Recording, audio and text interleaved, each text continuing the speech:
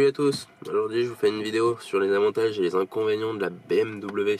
Donc, je vous avais fait la même vidéo sur la Ford Fiesta, je vous la remets ici ou là, je sais jamais. Donc c'est parti. Donc je vais commencer par les points positifs. Beaucoup de place à l'arrière, beaucoup de gens se plaignent, mais moi je trouve qu'il y a quand même un sacré paquet de place derrière. Je suis quasiment 1m80 et j'ai vraiment de la marge avant que mes genoux touchent le siège avant, donc vraiment beaucoup de place. Point négatif, pas beaucoup de place dans le coffre. Vu la taille du véhicule, ça c'est un peu dommage. Je peux mettre autant de choses limite dans le coffre de la Fiesta que dans celui de la BMW. Donc c'est un peu chiant, c'est dû aux moulures et la forme du coffre, c'est pas très bien fait. Bon, vous rabattez les sièges et là vous aurez plus de place que sur la Ford, mais voilà. Coffre en lui-même, pas très spacieux pour la taille de la voiture. Point positif, taille du réservoir de la voiture, 65 litres de carburant. Donc, par rapport à la Ford, bon, c'est normal, mais il y a quand même 20 litres de plus de carburant. Donc ça c'est cool pour faire de la route. Le volant, pour les années 2000, il était assez sympathique avec le beau sigle BMW et puis cet insert en simili cuir ou cuir, je sais pas d'ailleurs, je dirais que c'est du simili. Mais voilà, pour les années 2000-2005, c'était vraiment pas mal, je trouve. C'était vraiment plaisant pour l'époque. Tout l'intérieur bleu, donc bon, ça fait partie de l'option qui avait été choisie sur la voiture. Donc les sièges en bleu avec garnissage et tissu motif bleu, console de bord bleu, l'extérieur de la voiture bleu partout, coudoir, siège, tout. Rabaissement de la voiture avec des diamètres de pneus et de jantes supérieurs. Rabaissement de la voiture du coup et avec une sortie d'échappement chromée à l'arrière en plus. Qu'est-ce que je peux vous dire d'autre? Le levier de vitesse assez sympathique. Petit point négatif pour la marche arrière qui se trouve à gauche de la première, donc première, 2, 3, 4, 5. Et là, ah bah il n'y a pas de marche arrière. La première en fait, la marche arrière est à gauche et en haut de la première. Donc ça c'est un peu chiant. Bon, on s'y fait, mais c'est vrai que dans des périodes un peu stressantes, quand il y a des bouchons, bon, on se dit oh bah je suis en première, en fait vous êtes mis en marche arrière et puis inversement.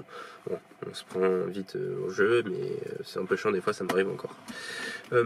Autre point positif, la console de bord est assez agréable, elle était bien fournie pour l'époque.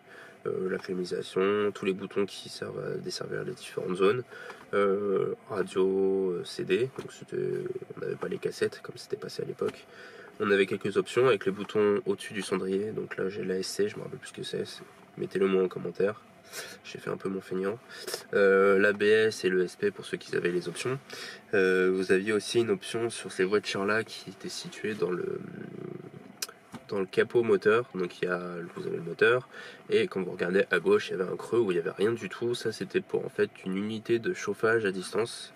Donc il y avait je crois une option qui vous permettait de programmer en fait l'allumage ou le chauffage de la voiture avant que vous arriviez. Donc ça c'était vraiment pratique. Donc il y avait bien sûr tout un rajout de système et de pièces mécaniques avec je crois une partie en plus avec de l'essence ou du pétrole pour chauffer.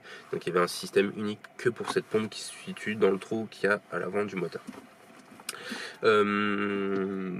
Voilà, donc après la tête de la voiture est assez agréable. C'était des voitures un peu différentes de celles qu'on peut trouver.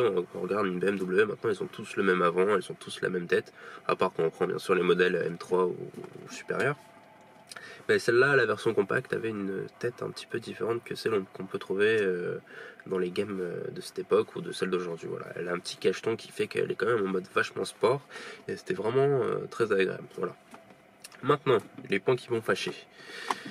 Sur les versions diesel E46 de 2000-2005, je sais plus c'est quoi la date, 2001 ou 2002, jusqu'à 2005 en tout cas. En version diesel, et bah le problème c'est les turbos, je vous apprends rien. Le turbo de la marque Garrett, c'est une vraie catastrophe, celui à géométrie variable. Il a d'ailleurs été repris de nombreuses fois par BMW pour les réparations, mais c'est une vraie horreur. Moi j'ai d'ailleurs le turbo qui commence à siffler là, donc je pense que c'est peut-être aussi sujet en complément des suies que j'ai à l'arrière du pot d'échappement et des fumées blanches parfois que j'ai au démarrage, donc même quand il fait chaud ou froid, pas de problème de gens de culasse ou tout ça sur la voiture. Mais voilà, je pense que ça contribue et je l'entends siffler de toute façon. Donc faites bien attention, je ferai une vidéo quand je ferai le démontage de la vanne EGR sur la BMW. Je vous parlerai d'une durite de suralimentation qui est juste devant le caoutchouc et je vous raconterai une petite histoire qui m'est arrivée à feu vert à BMW à ce moment-là et vous allez trouver ça très drôle. J'appellerai peut-être le nom de ma vidéo démontage EGR et économiser 2000 €. Voilà, je sais pas comment je vais l'appeler encore, mais je vous raconterai cette petite histoire. Donc en attendant, voilà, le turbo à géométrie variable est une vraie misère entre la calamine fournie par la vanne EGR qui passe dans tous les conduits d'admission et enfin c'est vraiment mal fait. Donc soit vous faites comme de nombreuses personnes sur les forums, vous condamnez et vous enlevez tous les clapets d'admission. D'ailleurs moi j'en ai perdu un. Je crois que il reste une toute petite partie dans le moteur parce que j'avais enlevé tout, changé les joints du collecteur d'admission et j'avais retrouvé par chance, j'ai pas pu le prendre en photo, c'était avant que je fasse la chaîne YouTube, et j'ai retrouvé une moitié, plus d'une moitié, on va dire 80% du clapet d'admission en métal qui était resté en fait dans le collecteur et qui tournait, qui s'était pas parti dedans. Donc incroyable, j'ai vraiment eu du bol, ou je suis vraiment tombé dessus par chance, le temps qui parte avant d'aller dans le moteur, donc j'ai vraiment du bol. Et je pense qu'il y a quand même une toute petite partie qui est partie je ne sais où, et vous verrez, ça correspondra avec une histoire que je vous raconterai bientôt dans la vanne EGR.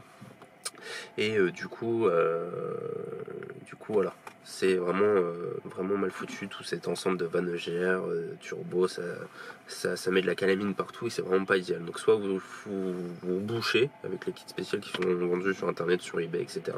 Donc vous avez plein de vidéos à ce sujet-là, comment condamner les clapets d'émission, les enlever et les remplacer avec le kit prévu. D'ailleurs BMW avait carrément fait son kit et avait dit qu'il n'y avait aucun problème et que c'était fait pour la voiture, pour corriger les problèmes justement liés à ça.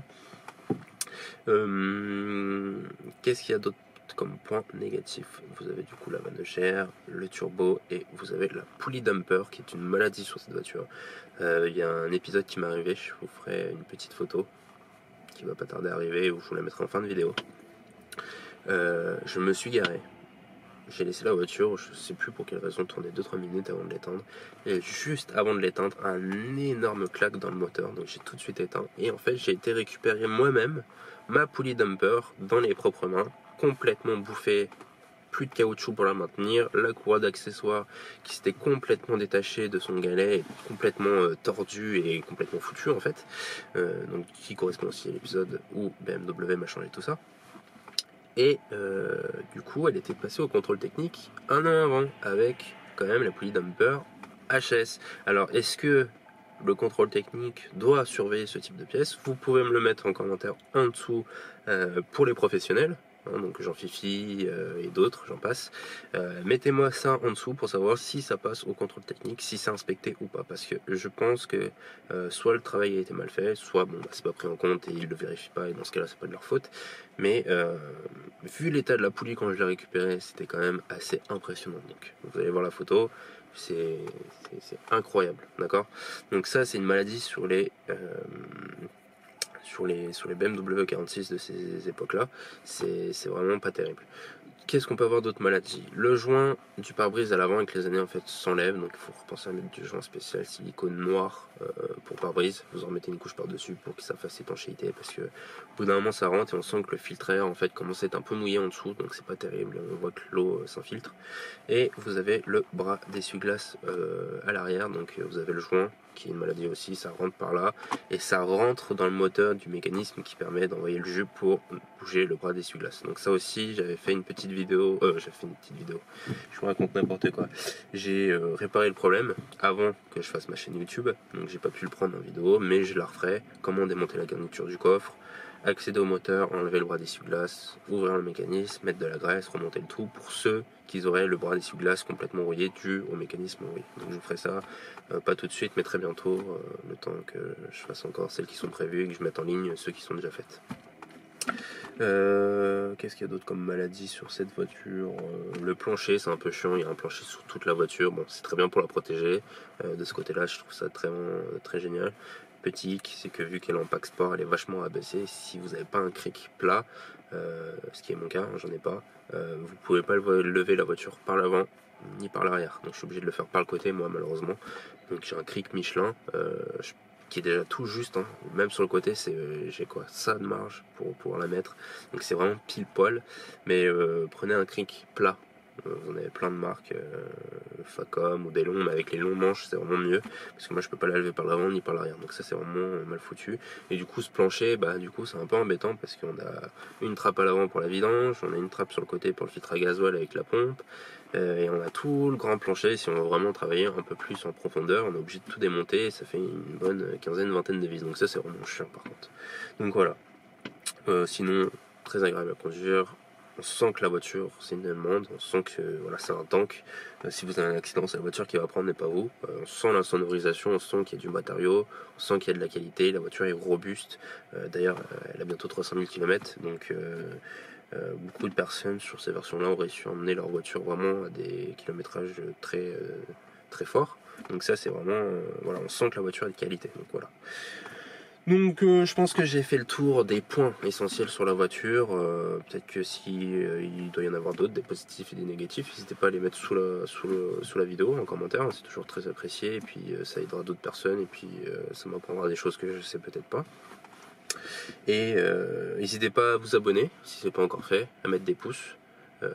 C'est toujours très apprécié, des commentaires, à mettre la petite cloche pour suivre les nouvelles vidéos sur les prochains épisodes qui arrivent. Et puis je vous dis à la prochaine sur une nouvelle vidéo de la BMW et de la Ford Fiesta. A très vite, allez, bye bye tout le monde.